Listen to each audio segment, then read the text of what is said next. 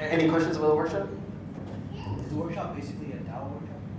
Yeah, we'll go over the basic format of the workshop is going to be, we'll probably have a recap of kind of maybe a summary of the talk we had today. And then we'll have like role playing, things like that, where we'll break people out into breakout sessions where we'll go over the 4 C's. So we'll go through some 4 C's, like for example, like how do you handle the, I'm not sure if this is what we covered, but one of the controversial questions is the marriage of Rasulullah sallallahu alaihi wasallam to Aisha, may Allah be pleased with her. So how would, if someone comes up to you and starts that, like how would you handle that? So that'd be one of the topics. Violence against women would be another one. And then we do 2 where we kind of break out into sessions and then we kind of try you out and see how much you're paying attention, right? So yeah, so it's meant to be interactive and less of that. So it'll probably be roughly 3 hours, but a lot of that will be just us kind of working with you to run to actually try out and see how you would respond and kind of see your gaps and kind of fix them, and then touch base hopefully after that show. Any other questions about the workshop? No, it's not really about the workshop. I just wanted to ask you about the guy that wrote the book Propaganda. What's his name again? I didn't catch it. It's Edward Bernays, B-E-R. Okay. N-A-Y-S. Thanks. Okay. How do people sign up for the workshop? Sign-up sheets at the back of the room and the table over there. So you just leave your email and your name. Any questions? I have one question, but I'm not quite sure if it's related to this presentation. I have Canadian friends met sometimes from time to time, and one time they asked me about.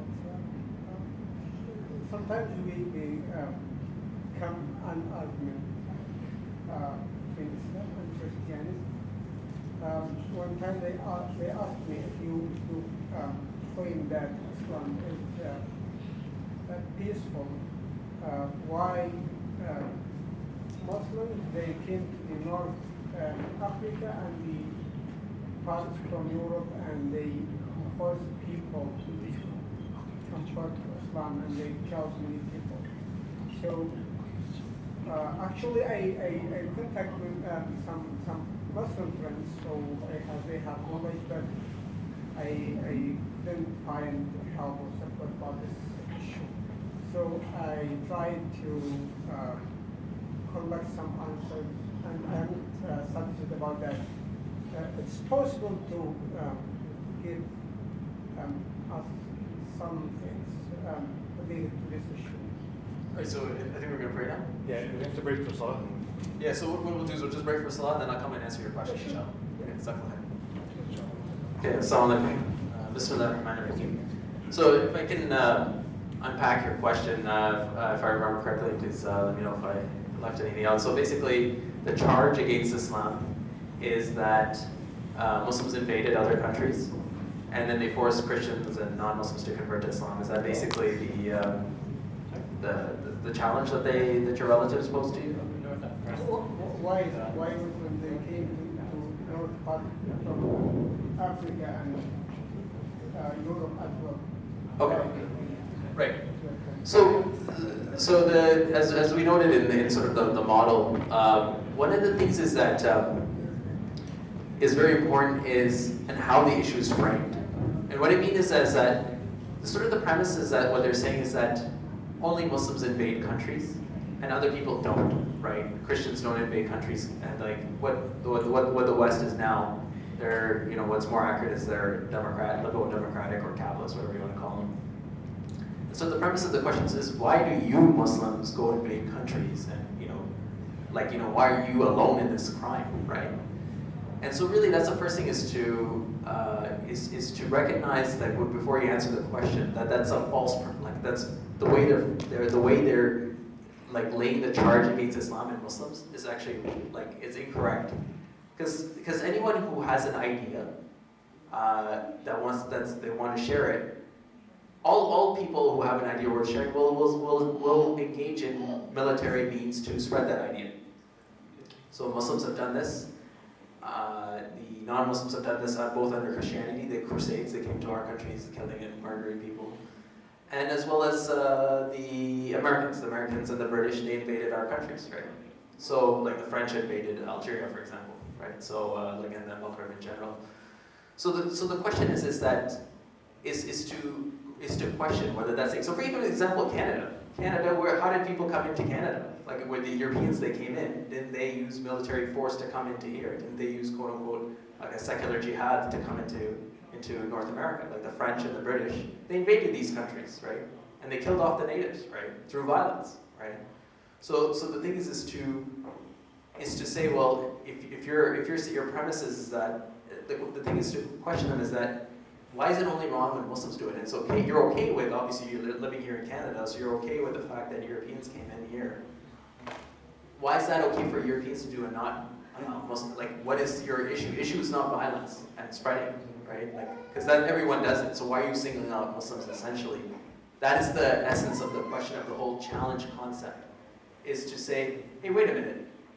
You know, Muslims are not alone in this. It's like, why do you have just a problem with Muslims things? They do it, and not when other people do it, right? And then the thing is that now there is no Islamic State. Like the Khilafah was destroyed in 1924 in the Ottomans. There's no more Khilafah. There's no more Muslims invading anything. The only people invading countries, the only one to invade countries now is in America. America is going around invading countries. So why are we talking about, if you're really the issue is invading and forcing people to adopt their ideas, then why are we talking about the colonial policies of America and Britain and these countries? Like right now they're in Iraq and Syria, you know, on the false claim that they're attacking ISIS. So really the thing is to ask them, is to turn it around and say, like, wait a minute, I don't agree with your premise, right? And to tell them that we should look at these things and then compare the two. And then you can show how Islam was just, the justice of Islam, when it comes into a place, how they rule with justice, like the story I told you, I mentioned in the talk about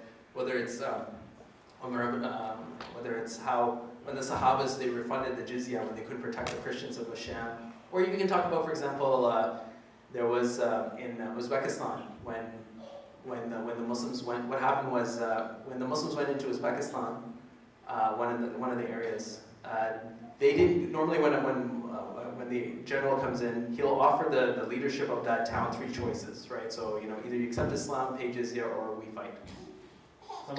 Somewhere. So present day Uzbekistan. So the people of Samarkand, the Muslim army just went in, and they didn't give the 3 choices. And so one of the people who was not Muslim, he went to the Khalifa Umar ibn Abdulaziz bin al-Mersi on his soul to complain that you didn't follow your foreign policy, you didn't follow your rules of conduct. And so he put a judge in charge, and the judge ruled that the army had violated the Islamic code of fighting, and he said the army has to withdraw and give those 3 choices. And so the response of the non-Muslims was like, wait a minute, just stay here, it's fine, you can stay in our towns because you're a just people. Like, you're a just people. So it's to contrast the justice of Islam. First thing is to show that all people invade. Anyone who has an idea where it's spreading, whether it's democracy or Islam, they invade countries. Or even communism. Russia, Stalin, he invaded countries as well, but that's not so much a factor anymore. So democracy and Muslims, they invade countries. And that's why I use the example of Iraq, because it's the same land, but it was just invaded by 2 different beliefs. And we can see the justice of Islam, how it resulted in Iraq. That was an amazing place to live. And then we can see how when the current system, when it invades a country, how horrible it is, right? Like I've heard, like with interacting with like non-Muslims, and they ask like questions similar to what the brother said, but like they always say like, so like why do Muslims feel that they need to go to other countries? Like they say like the Christians did the same thing, whatever. Like most of them will agree, like yeah, like everyone does it, but they ask like why? Like what's the point? Like why does God want people to go and spread their idea when people can just live the way they want to live? Like yeah. So that goes actually, that's actually a perfect question to go to the actual proofs of Islam. The question then is, what system should human beings live under? Is it the system that is designed by Allah subhanahu wa ta'ala, the perfect being that created all things? Or is it the system of man who's, as you know, human beings, when they design something, they're, at best, that they're flawed, if not corrupt and biased and these types of things, right? So that is actually an amazing question, because you're going to live under some system. So what rules should we live under, right? If you had a choice, wouldn't you choose Islam, right? And part of one of the, as Anas mentioned in my bio, one of the things I give talks on is Islamic economics, right? And that's usually I go there because in Islam, as you know, interest and riba is prohibited, right? And that's something that when you talk, it's a very good way to talk to non-Muslims about the system they're living in. Because they see the corruption of the capitalism, they see the banks getting trillions of dollars of bailouts while they're having to suffer. Like a lot of the commentary you see now about Trump. I was listening to CBC this morning, and they were talking about someone from this magazine called The Atlantic.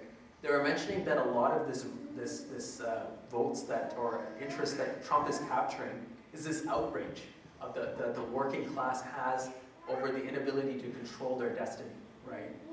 And so it's to talk about that. They don't want to talk about how the banks are corrupt and ruining the system, the corporations are running everything, right? Like the 1%, like I think the top 86 families in Canada, they take a third of the income of Canada. So no one wants to talk about that, but Islam does. Islam does. The Quran does talk about tangible solutions on how we can equitably design the economy so it's entrepreneurial, but the resources are shared, right? And so even if you just simply talk about prohibiting riba, just ask them that. Wouldn't you want to live in a society where interest was forbidden?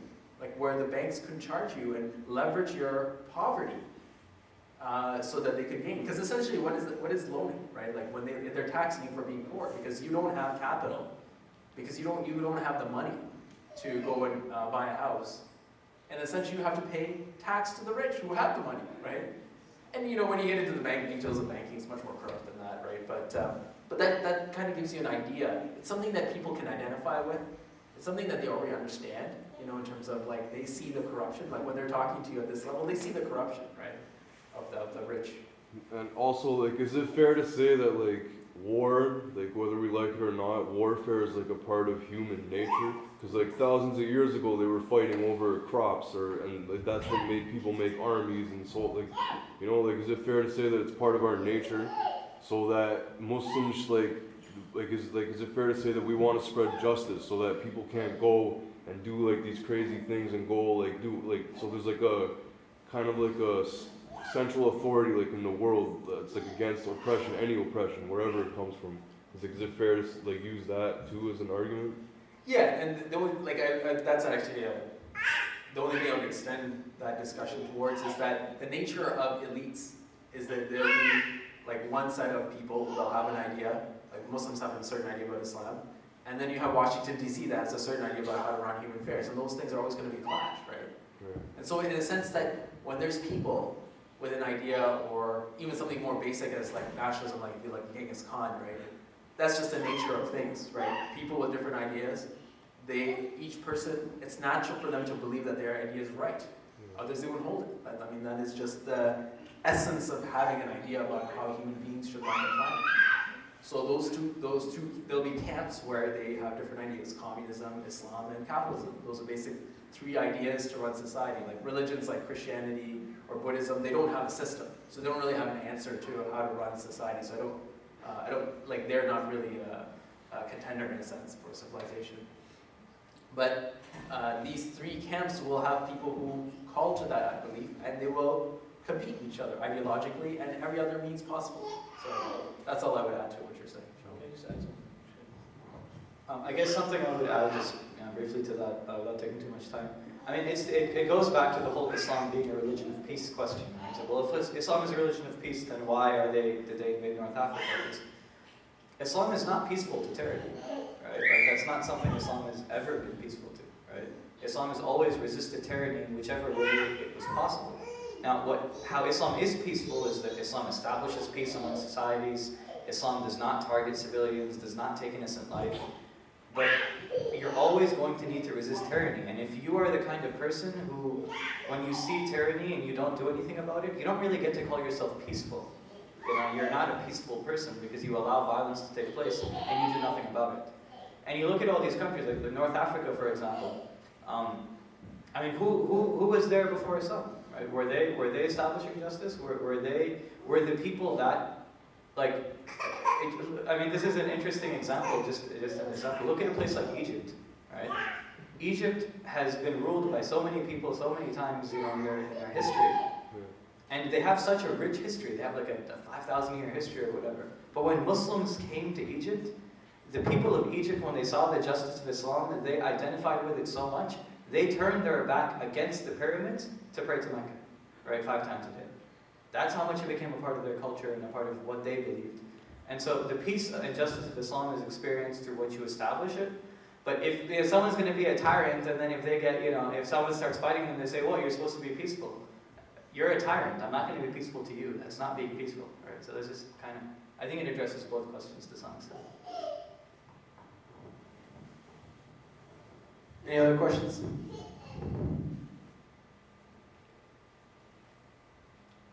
All right. Well, Jazakumullah khair, and inshallah, we'll, if you want to sign up for the workshop, there's the sign-up sheets there at the back, and inshallah, we will see you on January 9th, inshallah. Assalamu alaikum warahmatullahi wabarakatuh.